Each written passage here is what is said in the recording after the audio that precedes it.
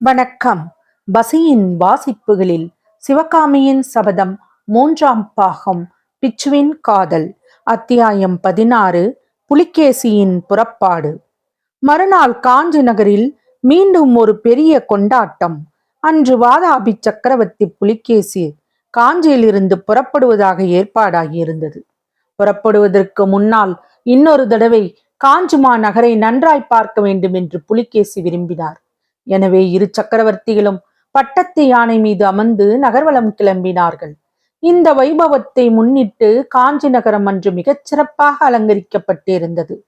நகர மாந்தர்கள், ஸ்திரீகளும் புருஷர்களும் அழகிய ஆடை ஆபரணங்கள் பூண்டு தெருவோரங்களில் கும்பலாக நின்று கொண்டிருந்தார்கள். ஆங்காங்கே பல வகை வாத்தியங்கள் முழங்கிக் கொண்டிருந்தன.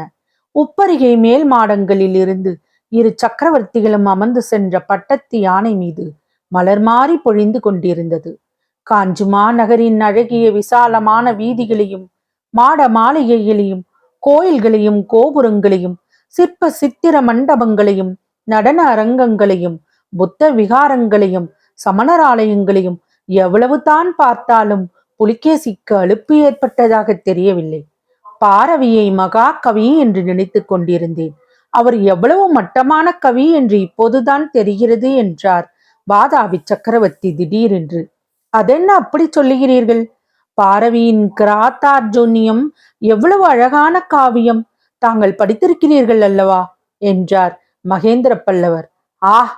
இந்த கவிகள் மலையையும் காட்டையையும் மழையையும் மேகத்தையும் வர்ணிக்க சொன்னால் வர்ணிப்பார்கள். இந்த மாதிரி ஒரு நகரத்தை வர்ணிக்க சொன்னால் அப்போது அவர்களுடைய சாமர்த்தியம் எல்லாம் எங்கோ போய்விடுகிறது.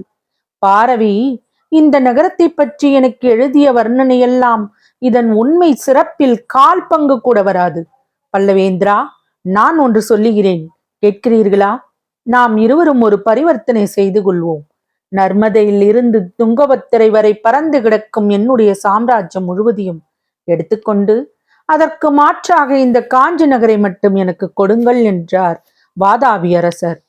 மன்னர் மன்னா, திவ்யமாக இந்த காஞ்சி நகரை எடுத்துக்கொள்ளுங்கள். அதற்கு மாறாக உங்கள் ராஜ்யம் முழுவதையும் எனக்கு கொடுக்க வேண்டாம்.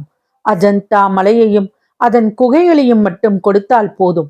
கல்லினாலும் சுண்ணாம்பினாலும் மண்ணினாலும் மரத்தினாலும் கட்டிய இந்த மாநகரின் கட்டடங்கள் எல்லாம் ஒரு காலத்தில் இடிந்து தகர்ந்து போனாலும் போகலாம். அஜந்தா மலை குகைகளில் எழுதிய அழியா வர்ண சித்திரங்கள் நீடூழி காலம் இருக்கும். சலுக்க குல சிரேஷ்டரே, தங்களுக்கு ஒரு சமாச்சாரம் தெரியுமா? நேற்று நடனமாடினாலே சிவகாமி. வாதாபிக்கு போகிறாயா என்று கேட்டதும் அவள் அவ்வளவு மனத்தாங்களுடன் பேசினாள் அல்லவா? நீங்கள் மட்டும் அவள் தந்தை ஆயனரிடம் அஜந்தாவை பற்றி ஒரு வார்த்தை சொல்ல வேண்டியதுதான். உங்களுடன் வந்தால் அஜந்தா வர்ண ரகசியத்தை தெரியப்படுத்துவதாக சொல்ல வேண்டியதுதான். உடனே உங்களுடன் புறப்பட்டு வர ஆயத்தமாகி விடுவார். அப்படியா? ஆயன சிற்பிக்கு அஜந்தா வர்ண விஷயத்தில் அவ்வளவு அக்கறையா என்று புலிகேசி கேட்டபோது ஏதோ பழைய நினைவு வந்தவரைப் போல் அவருடைய கண்களில் சிந்தனை குறி தோன்றியது. ஆமாம் ஆமாம், அஜந்தா வர்ண ரகசியத்தை தெரிந்து கொண்டு வருவதற்காக ஆயனார் தூது கூட அனுப்பினாரே, அது உங்களுக்கு ஞாபகம் இல்லையா என்றார் பல்லவ சக்கரவர்த்தி. பின்னர் தொடர்ந்து, ஆகா, அந்த ஓலையை படிக்க கேட்டபோது நீங்கள் எப்படி திகைத்தீர்கள் என்று கூறிவிட்டு கலகலவென்று நகைத்தார்.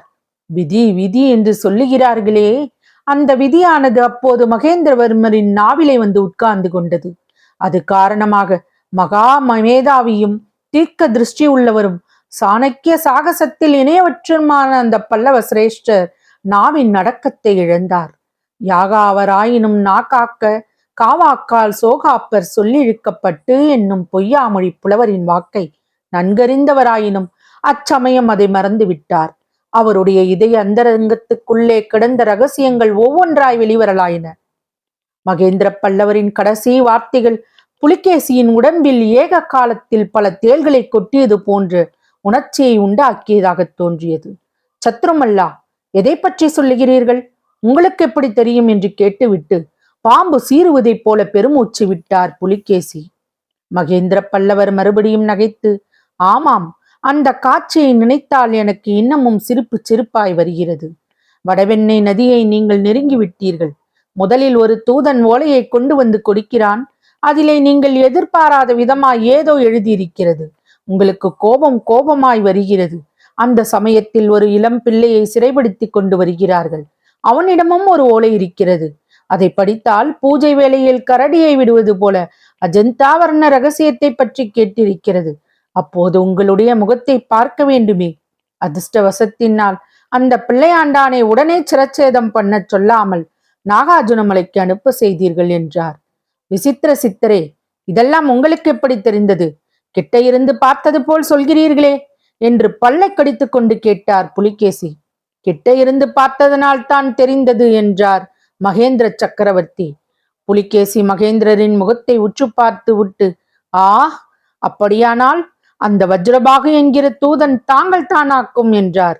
அடியேன் தான் என்றார் மகேந்திர பல்லவர். என் மனதை குழப்பிக் கொண்டிருந்த பல மர்மங்களில் ஒன்று வெளியாகிவிட்டது. மீதமுள்ள மர்மங்களை கண்டுபிடிப்பதில் இனிமேல் கஷ்டமே இராது என்று புலிகேசி மெல்லிய குரலில் தமக்குத்தாமே சொல்லிக் கொண்டார். பிறகு உரத்த குரலில், அப்படியானால் வஜ்ரபாகு கொண்டு வந்த அந்த ஓலை என்று கேட்டார். தூதனையே சிருஷ்டி செய்தவனுக்கு ஓலையை சிருஷ்டி செய்வது தானா பெரிய காரியம்? இல்லை இல்லை, காஞ்சி மகேந்திர பல்லவருக்கு எதுவுமே பெரிய காரியம் இல்லை. ஐயா, இப்போதாவது எனக்கு சொல்லலாம் அல்லவா, எது நிஜ ஓலை, எது பொய் ஓலை? சத்யாச்சரையா, அந்த பிள்ளை முதலில் கொண்டு வந்த நிஜமான ஓலை மட்டும் உங்களிடம் அப்போது வந்திருந்தால் இன்றைக்கு நீங்களும் நானும் இந்த காஞ்சி நகரின் வீதிகளில் பட்டத்து யானையின் மீது அமர்ந்து ஊர்வலம் வந்து கொண்டிருக்க மாட்டோம். ஊர்வலம் வருவதற்கு வீதியே இராது, காஞ்சி நகரமும் இராது. வைஜெயந்தி அடைந்த கதியை காஞ்சியும் அடைந்திருக்கும். நண்பரே, இப்போது நீங்களும் உண்மையை சொல்லுங்கள். இந்த அழகான நகரை அடியோடு அழித்துவிடும் எண்ணம் அப்போது உங்கள் உள்ளத்தில் இருக்கவில்லையா என்று மகேந்திரர் கேட்டார். புலிகேசி தன் மனதிற்குள், அப்போது அவ்வளவாக இல்லை, இப்போது தான் இந்த நகரை எரித்து பொசுக்கி சாம்பலாகிவிட வேண்டும் என்று தோன்றுகிறது என்று எண்ணிக்கொண்டார். வெளிப்படையாக, பல்லவேந்திரா, முதல் ஓலையில், நிஜ ஓலையில் என்ன எழுதியிருந்தது என்று கேட்டார். வேறொன்றுமில்லை, பாகப்பிரிவினைதான் செய்திருந்தது. பல்லவ சாம்ராஜ்யத்தையும் காஞ்சி சுந்தரியையும் நீ எடுத்துக்கொள், நடனகலா ராணி சிவகாமியை மட்டும் எனக்கு கொடுத்துவிடு என்று பிச்சு உங்களை கேட்டிருந்தார். இதை கேட்ட வாதாபி சக்கரவர்த்தி சிறிது நேரம் யோசனையில் ஆழ்ந்துவிட்டு, காஞ்சி சுந்தரியை கைப்பற்றுவது அவ்வளவு சுலபமான காரியமா என்றார். நண்பரே, அந்த ஓலையில் எழுதியிருந்தபடி நீங்கள் நேரே காஞ்சிக்கு வந்திருந்தால் அது சுலபமாகத்தான் இருந்திருக்கும். அப்போது இந்த காஞ்சி கோட்டை வாசல்களின் கதவுகள் உங்கள் யானைப்படையின் ஒரு யானையின் மோதலுக்கு கூட ஈடுகொடுத்து நின்றிருக்க முடியாது என்றார் மகேந்திர பல்லவர். புலிகேசியின் உள்ளத்தில் பல தீமலைகள் ஏக காலத்தில் நெருப்பை கக்க ஆரம்பித்தன. மகேந்திரரை ஏறிட்டு நோக்கி, பல்லவேந்திரா, அர்த்த சாஸ்திரத்தை எழுதிய கௌடில்யர் உங்களிடம் பிச்சை வாங்க வேண்டும் என்றார். எங்கள் தென்னாட்டிலும் ஒரு பிரபல ராஜதந்திரி உண்டு. அவர் பெயர் திருவள்ளுவர். அந்த பெரியார் எழுதிய பொருளதிகார நூலை உங்களுக்கு பரிசளிக்க வேண்டும் என்று எனக்கு விருப்பம். ஆனால் எங்கள் செந்தமிழ் மொழியை இன்னமும் நீங்கள் நன்றாக பயிலவில்லையே என்றார் சத்ருமல்லர். பிறகு, நண்பரே, போனதெல்லாம் போயிற்று. அதையெல்லாம் பூர்வ ஜென்ம அனுபவமாக நினைத்து மறந்து விடுங்கள். இந்த 10 தினங்களில் நீங்களும் நானும் அத்தியந்த சிநேகிதர்களாகிவிட்டோம். உங்களை நான் அறிந்து கொண்டேன், என்னையும் நீங்கள் அறிந்து கொண்டீர்கள். உங்களுடைய படையெடுப்பை தடுப்பதற்கு நான் கையாண்ட தந்திரங்களை எல்லாம் என் மனதிற்குள் வைத்திருப்பது சிநேக துரோகம் என்று தான் அவற்றை உங்களுக்கு சொன்னேன். இனிமேல் நமது தேசத்திற்கு எவ்வித தடங்களும் இல்லை. நம் இருவருடைய ஆயுளும் உள்ள வரையிலும் நாம் இனிமேல் சிநேகிதர்கள். என் ஆயுட்காலத்தில் தங்களுக்கு விரோதமாக இனி நான் ஒன்றும் செய்ய மாட்டேன். தாங்களும் அப்படித்தானே என்று மகேந்திர பல்லவர் உண்மையான உள்ள நெகிழ்ச்சியுடன் கேட்டார். சத்ருமல்லா, அதை பற்றி கேட்க வேண்டுமா என்றார் வாதாபி சக்கரவர்த்தி. நகர்வலம் எல்லாம் முடிந்து பட்டத்து யானை காஞ்சியின் வடக்கு கோட்டை வாசலண்டை வந்து நின்றது. இரு சக்கரவர்த்திகளும் பிரிய வேண்டிய சமயம் வந்தது. யானையின் மீது இருந்தவர்கள் பூமியில் இறங்கினார்கள். ஒருவரையொருவர் ஆலிங்கனம் செய்து கொண்டார்கள். பல்லவேந்திரா, உங்கள் நகருக்கு விருந்தினனாக வந்ததில் எனக்கு எவ்வளவோ சந்தோஷம். அபூர்வமான காட்சிகளை கண்டேன், அபூர்வமான விஷயங்களை கேட்டேன். ஆனால் தங்கள் வீர புதல்வன் மாமல்லனை பார்க்காமல் திரும்பி போவதிலே தான் கொஞ்சம் வருத்தம் என்றார் புலிகேசி. ஆம், மாமல்லனையும் பார்க்கவில்லை, உங்களுக்கு முதலில் ஓலை கொண்டு வந்த வாலிபனையும் நீங்கள் பார்க்கவில்லை. நாகநந்தி பல்லவ ராஜ்யத்துக்கு பெரியதொரு உபச்சாரம் செய்தார். சிறந்த வீர தளபதி ஒருவனை அளித்தார். புலிகேசி குறுக்கிட்டு, ஆமாம், தளபதி பரஞ்சோதியை பாராததிலும் எனக்கு ஏமாற்றம்தான். அவர்கள் இருவரும் எங்கே என்பதை இன்னும் தாங்கள் சொல்லவில்லையே என்றார்.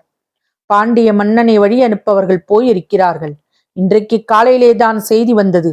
பாண்டியனை கீழே சோழ நாட்டின் எல்லை வரையில் கொண்டு போய் விட்டார்களாம். ஆஹா, நினைத்தேன் ஏதோ பாண்டியனுக்கு நீங்கள் சம்பந்தியாகப் போவதாக ஒரு வதந்தி இருந்ததே. சம்பந்தி உபச்சாரம் செய்வதற்குத்தான் மாமல்லனும் பரஞ்சோதியும் போனார்கள் என்று கூறி மகேந்திர பல்லவர் நகைத்தார். விசித்திர சித்தரே, போய் வருகிறேன். போவதற்கு முன்னால் கடைசியாக ஒரு வார்த்தை கேட்கிறேன். நாகநந்தி பிச்சு யார் என்பது உங்களுக்கு தெரியுமா என்று புலிகேசி கேட்க, மகேந்திர பல்லவர் உத்தேசமாக தெரியும் என்று கூறி வாதாபி சக்கரவர்த்தியின் காதோடு ஏதோ கூறினார். உங்களுக்கு தெரியாதது ஒன்றுமே இல்லை. அப்படி தெரிந்திருக்கும் போது அவரை நீங்கள் விடுதலை செய்து என்னுடன் அனுப்பப் போவதில்லையா என்று புலிகேசி ஆங்காரமான குரலில் கேட்டார். சக்கரவர்த்தி கோரினால் அவ்விதமே செய்ய தடையில்லை என்றார் மகேந்திர பல்லவர். வாதாபி சலுக்க குலத்தார் யாரிடமும் எந்த கோரிக்கையும் செய்து கொள்வதில்லை என்று புலிகேசி கம்பீரமாய் கூறினார். காஞ்சி பல்லவ குலத்தினர் யாருக்கும் கோராத வரத்தை கொடுப்பதில்லை என்றார் மகேந்திர பல்லவர். பல்லவேந்திரா, போய் வருகிறேன் என்றார் புலிகேசி. சத்யாச்சிரையா, ஞாபகம் இருக்கட்டும் என்றார் மகேந்திரர். ஒரு நாளும் மறக்க மாட்டேன் என்றார் வாதாபி மன்னர். தொடரும் பசியின் வாசிப்புகள் பிடித்திருக்கும் என்று நம்புகிறேன். எனக்கு சப்ஸ்கிரைப் செய்து, லைக் செய்து, ஷேர் செய்யவும். தங்களின் மேலான கருத்துக்களை கமெண்டில் பதிவிடவும். அதுவே எனக்கு உற்சாகமூட்டும். நன்றி.